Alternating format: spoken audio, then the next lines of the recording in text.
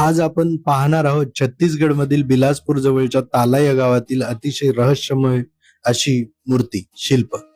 याला रुद्रशिव किंवा पशुपतीचे हे विलक्षण रूप असेही मानतात. हे शिल्प देवरानी जठानी मंदिर संकुलात आहे.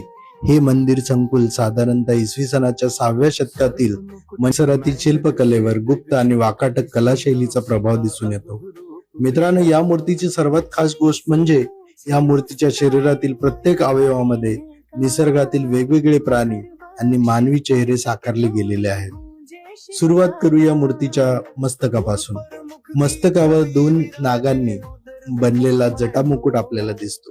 नाकाच्या जागी आहे सरडा किंवा पाल आणि त्याच्या मागील पायापासून पोहयांची रचना करण्यात आलेली आहे.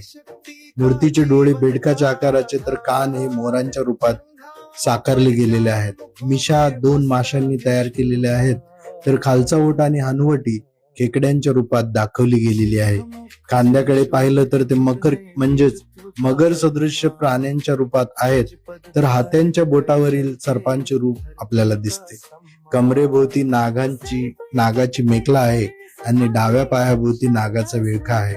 आता या मूर्तीची आणखी एक अद्भुत भाग म्हणजे यावरील असलेले मानवी चेहरे. मूर्तीवर एकूण 7 मानवी मुखे विविध भागामध्ये कोरली गेलेली आहेत.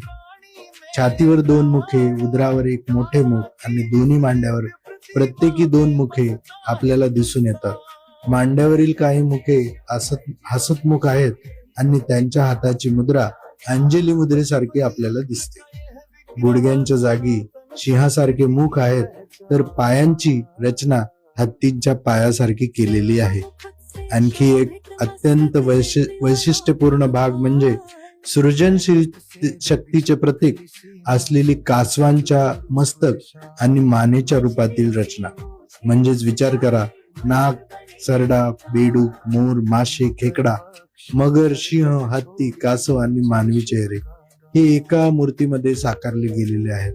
म्हणूनच ही एक केवळ मूर्ती नाही, तर ती मानव आणि निसर्गाच्या एकात्मतेचे एक विलक्षण दृश्य रूप आपल्याला दिसून येते. या मूर्तीला लोकप्रियरित्या रुद्रशिव म्हणून आज ओळखले जाते. काही विद्वान तिला पशुपतीनाथ म्हणजेच पशुपतीचा अधिपती, सर्व प्राण्यांचा अधिपती असेही म्हणतात. काही अभ्यासकांच्या मते ती यक्ष किंवा द्वारपाल अशी मूर्ती असेल असे सांगितले जाते आणि काही अभ्यासक 12 राशीचे जे प्राणी आहेत त्या मूर्तीमध्ये बघतात. या मूर्तीची नेमकी ओळख आजही एक अभ्यासाचा